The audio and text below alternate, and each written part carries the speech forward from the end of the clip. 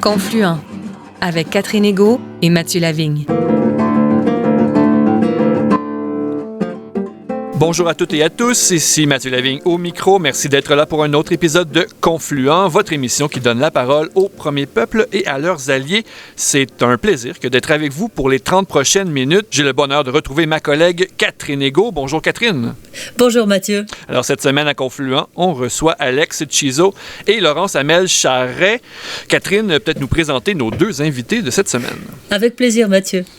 Diplômé en travail social, premier membre de la communauté du Lac-Simon à compléter une formation universitaire de deuxième cycle, Alex Chizo poursuit des recherches visant à aider les hommes de sa communauté à mieux comprendre les conséquences de la colonisation et à guérir par les approches traditionnelles.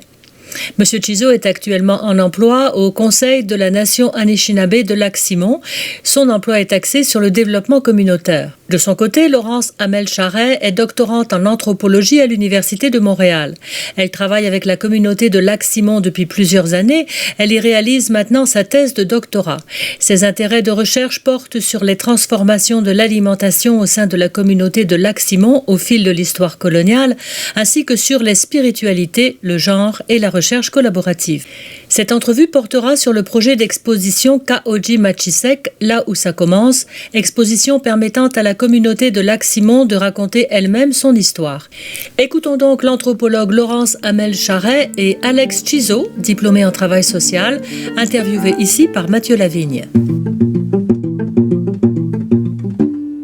Laurence Hamel Charret, Alex Chizo, bonjour. Quoi? Bonjour. Oui, bonjour. Oui. Bonjour. Donc, Alex Chizo, nous allons parler au fil de cet entretien de la communauté de Lac-Simon, communauté qui fait partie de la nation Anishinaabe. Alex, est-ce que vous pouvez nous présenter cette communauté dont vous êtes membre, peut-être nous dire où elle est située, à quel moment elle a été créée? Lac-Simon est situé à l'est de Val-d'Or, environ 35 km de Val-d'Or. Lac-Simon, c'est une communauté que les gens ont commencé à habiter dans les années 1900. La raison pourquoi que les gens se sont installés au Lac-Simon, c'était...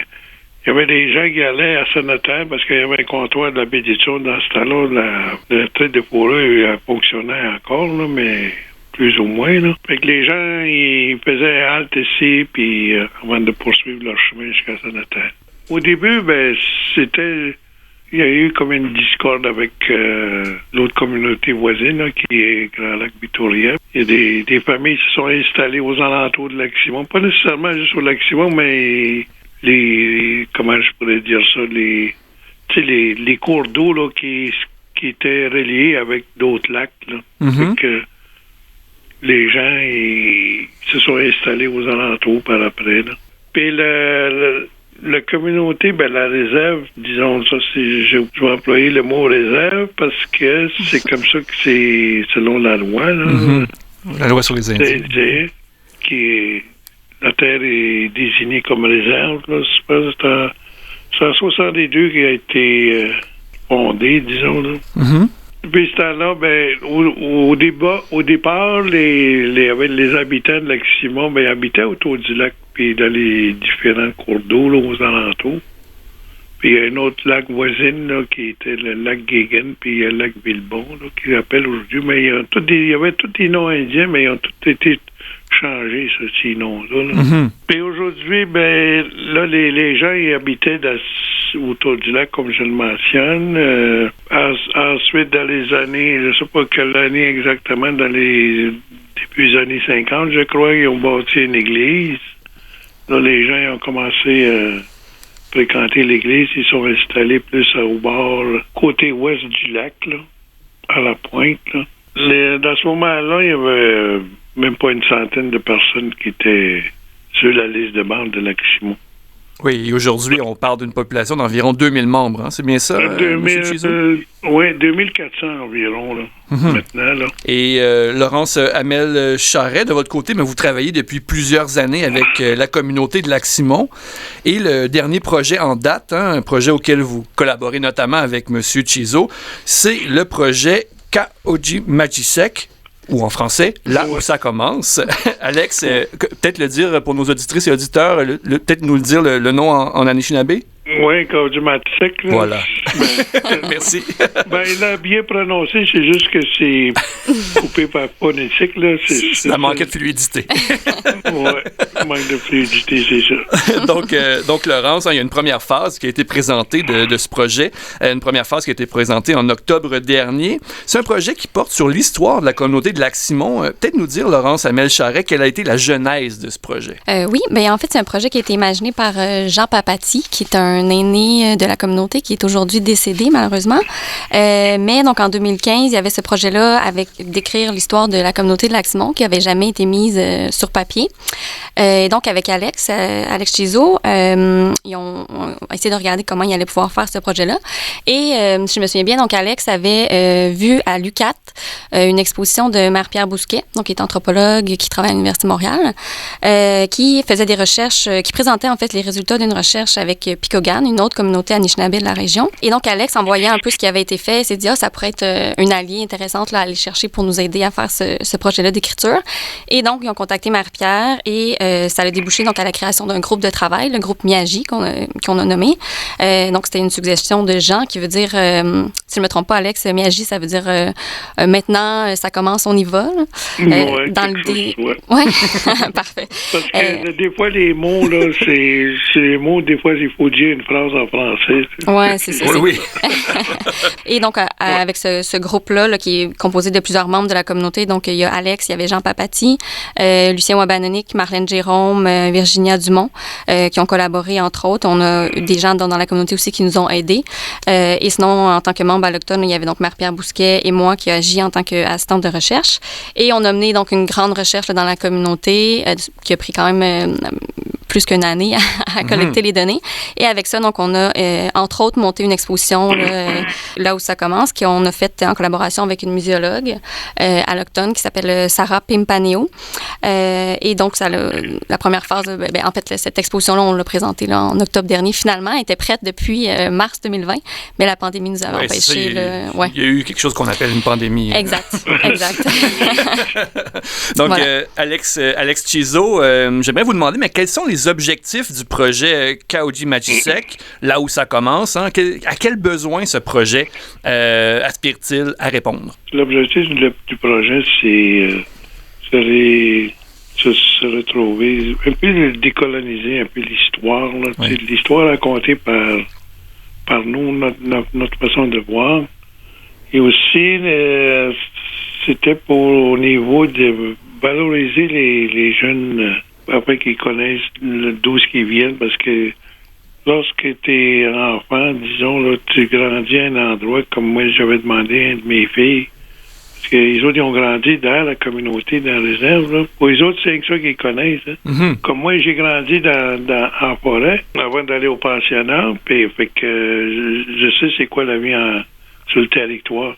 Puis la plupart des familles aussi de Lac-Simon, ils viennent des territoires de la Abitibi-Témiscamingue qu'on appelle aujourd'hui. Là. Oui. C'est un peu ça que on voulait que nos jeunes connaissent d'où ce qu'ils viennent. À partir de quel territoire qu'ils viennent, de quel... Mm-hmm. Donc c'est un désir de transmission, c'est ça?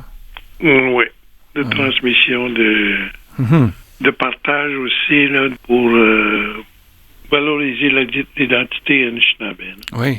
Et j'imagine aussi que c'est une façon de reconnaître l'importance du savoir que portent les aînés, là, donc, qui étaient au cœur aussi de ce projet-là. C'est eux qui ont été interrogés au fil du projet. Là.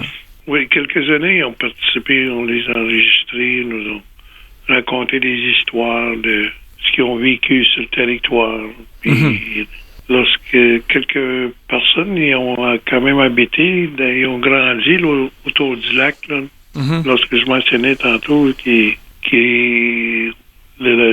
au départ, les gens habitaient autour du lac. Là. Il y a quelques-uns qui ont grandi là, au bord de l'eau. Là, maintenant, on est à peu près peut-être un demi-kilomètre du lac, là, mais On le voit à peine lorsque les feuilles sortent, on voit pas le lac. À chaque fois que j'ai de la visite, moi, j'amène quelqu'un, je le dis, où tu vois le lac Simon? Parce que j'ai rencontré des gens ici qui travaillent depuis quelques années, puis ils n'ont jamais été au lac. Ils ont jamais fait le demi-kilomètre qui sépare le village du lac. Ah, c'est ça le lac Simon qu'ils disent. Bon, il était temps qu'ils le voient.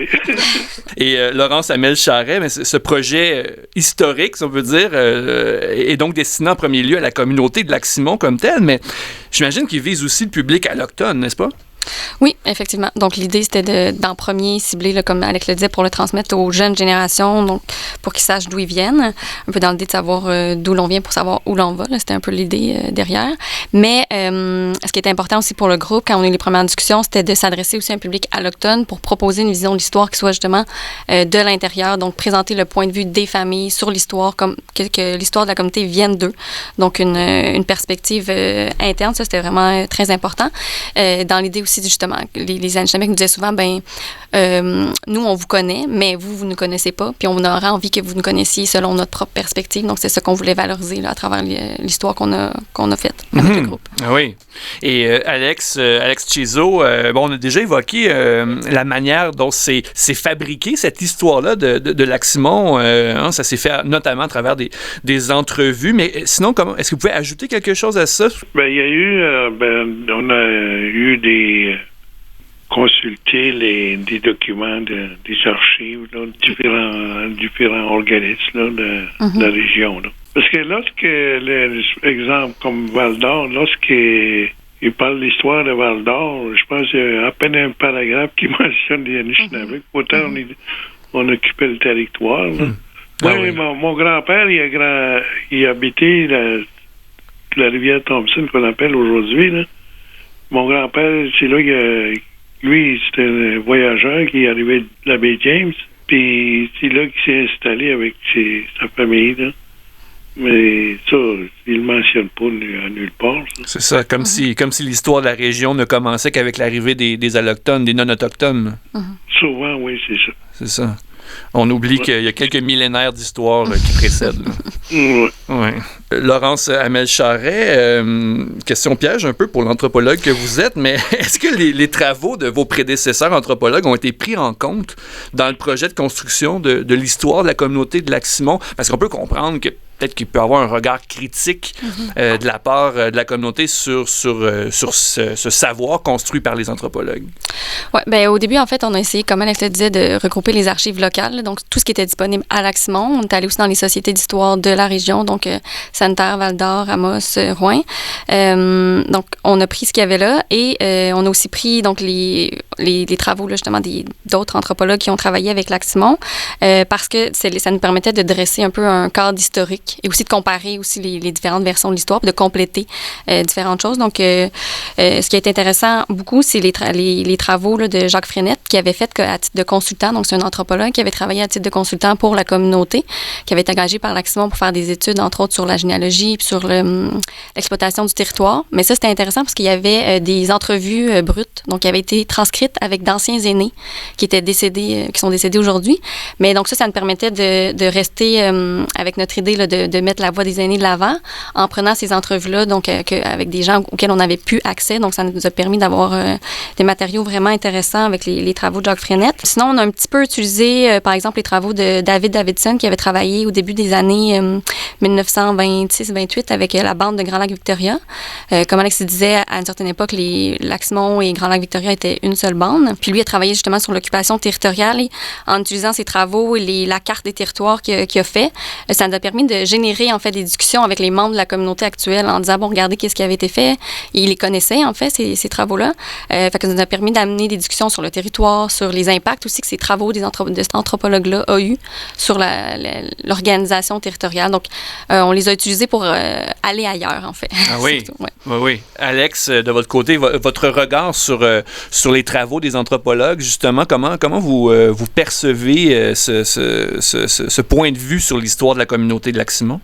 Le point de vue d'un Anishinabé, c'est bien différent c'est sûr que lorsque une aînée, disons, il sait qu'il a fait une entrevue, mais souvent, on se demande est-ce que ça va être considéré. C'est souvent ça la question, que les aînés se posent. Est-ce que je suis considéré? Ah oui.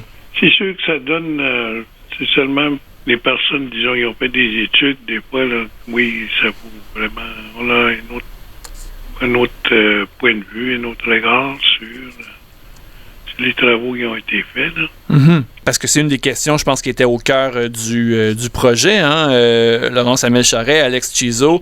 Le projet, je vais le renommer, parce que je veux que les gens puissent... parce que je veux m'essayer aussi en Anishinaabe, mais parce que je veux que les auditeurs puissent suivre le projet. Alors, le projet Kaoji Majishek, là où ça commence, donc projet qui porte sur l'histoire de la communauté Anishinaabe de Lac-Simon. Ce projet-là, c'est sûr qu'il a dû susciter des questions éthiques, des questions académiques, mais par exemple, la question comment mettre à l'écrit une histoire qui, dans le fond, traditionnellement, elle est racontée de manière orale. Comment produire un récit historique qui colle aux conceptions Anishinaabe de l'histoire. Alex Chizo, est-ce qu'il est possible de faire dialoguer deux façons de concevoir puis de fabriquer l'histoire? C'est toute une question, d'abord. C'est bien trop technique pour moi, ça. Allez-y. Je vais laisser Laurence répondre à ça. OK, n'hésitez pas à rebondir sur ce que Laurence va dire. Même si j'ai, disons, une formation universitaire, là, j'ai dû réapprendre un langage, disons, là, j'ai perdu l'emploi le vocabulaire scientifique, tout ça. Là. Oui. Parce que j'ai dû me remettre dans le contexte Anishinaabe. C'est le langage aussi qui est difficile des fois à rejoindre les personnes. Oui, la vulgarisation. C'est ça, la vulgarisation. Même des fois, juste un mot, là, il faut l'expliquer, puis... pas tout le monde qui a le même dictionnaire, ou non, c'est pas la même compréhension, là. Ben oui. C'est ça prend des gens qui comprennent quand même, comme vous le mentionnez, là, de vulgariser les termes, ou dans des... C'est un peu votre rôle, j'imagine, de faire le pont, en quelque sorte. Oui, puis c'est un peu long aussi. Faut prendre notre temps. C'est ça. C'est la clé. Ouais. Mais justement, on a eu beaucoup de discussions avec le groupe Miyagi. Là, on s'est rencontrés plusieurs fois, à la fois pendant la collecte de données, pendant l'écriture du rapport, pendant la création de l'exposition. Tout a été décidé, pensé collectivement. Puis pour savoir justement qu'est-ce qu'on allait faire pour passer d'une histoire orale à écrite, on a eu des discussions. Entre autres, un des éléments, c'était la conception de l'histoire Anishinaabe. On ne met pas de date. C'est pas ça. Exact. L'historien de formation que je suis a sursauté quand j'ai vu que une histoire sans date, on dirait qu'on peut, c'est difficile à concevoir pour nous. À l'Automne, oui, exactement. Ça. Donc là, on s'est dit, mais qu'est-ce qu'on fait? Est-ce qu'on met des dates ou on n'en met pas? Puis je me souviens que la discussion qu'on avait eue, c'était, on aimerait ça pas en mettre trop, dans l'idée de garder justement un esprit Anishinaabe, une version de l'histoire Anishinaabe. Mais vu qu'on voulait s'adresser aussi à un public à l'automne, on a mis certaines dates clés pour créer des repères, mais c'était pas... on met pas non plus l'accent sur les dates. Et en créant à la fois le rapport qui va être qui est la source du livre, qui s'en vient éventuellement, mais aussi de l'exposition, tout est organisé plutôt qu'y aller justement en ordre chronologique, comme on aurait pu le faire avec une histoire, ce qu'on aurait tendance à faire. Pour garder l'esprit Anishinaabe, on a fait une organisation thématique. Donc, on reste pas, on va pas d'un point A à un point B. On reste en thématique. Dans l'exposition, il y a quelques panneaux qui sont plus chronologiques, comme Alex le racontait, les différentes étapes, en fait, d'installation de la communauté, mais ça reste par étapes. Fait que ça, je pense, ça a permis de garder un peu la version de l'histoire Anishinaabe, en tout cas. On espère, c'est ce qu'on a essayé de faire en tout cas. Puis, en tout cas, dans l'exposition, on a aussi beaucoup inclus de citations directes pour que la parole des aînés soit présente, donc qu'on avait interrogé. Il y a beaucoup d'images aussi, on a mis beaucoup de photos, donc les familles nous ont partagé des photos. On est allé aussi dans des archives, mais des archives personnelles aussi des familles qui nous ont partagé leurs photos, donc ça rend aussi vivant et on reste dans le ressenti, le vécu qui est très caractéristique là, chez les Anishinaabe. Et aussi, on a inclus quelques termes en langue Anishinaabe, donc l'Anishinaabe-Mohin, pour que les jeunes ils se familiarisent aussi avec cette langue-là, parce qu'ils ne parlent pas tous très bien l'Anishinaabemowin. Donc, donc, dans l'esprit là, de transmettre aussi certains mots. Donc, Virginia, entre autres, Virginia Dumont, qui travaille dans le groupe, qui est une spécialiste de la langue. Donc, elle nous a beaucoup aidés. Sinon, on a eu des discussions aussi par rapport à l'inclusion ou non de personnages mythiques. Bien, ça a été aussi des grandes discussions, même les légendes, parce que les légendes, Alex, tu me corrigeras si je me trompe, mais sont source de savoir. Hein? Donc, chez les Anishinabés, souvent, on raconte des légendes, puis ça transmet des connaissances, par exemple, sur les animaux, sur des manières d'être et tout. Donc, c'est très riche. Mais il y avait des aînés qui nous disaient qu'ils étaient réticents à l'idée qu'on les partage, parce que c'est un partage de savoir précieux. Donc, il a fallu doser à savoir qu'est-ce que les Anishinabés avaient envie de montrer et envie de garder pour eux aussi. Donc, ça aussi, ça a été donc important de respecter ça. Oui, en fait, les légendes, tout ça, là, c'est tout des... Aujourd'hui, je vois ça beaucoup plus comme des enseignements. La façon d'être, la façon de faire, tout est relié, mais toujours en rapport avec la terre, le territoire. Le territoire est porteur d'enseignement, c'est ce que je comprends. Oui. Oui. Alex Chizo, vos recherches et votre travail visent à accompagner les hommes de Lac-Simon, notamment sur le chemin de la guérison, notamment en mobilisant le savoir traditionnel Anishinaabe qu'on vient d'évoquer. Est-ce qu'on pourrait dire que le projet Kaoti-Matishek, là où ça commence, projet qui porte sur l'histoire de votre communauté, est-ce que ce projet-là vient s'inscrire dans un processus de guérison collective, si on peut dire? Bien sûr, c'est un élément, disons, parmi tant d'autres. Et il y a beaucoup de choses quand même qu'il faut se réapproprier par rapport à l'identité Anishinaabe. Je pense que c'est ça que je pourrais dire. Est-ce qu'il y a des exemples que vous avez que vous pourriez nous partager d'éléments qui sont à se réapproprier, justement? Exemple comme les noms. Les noms, ils ont tous été modifiés.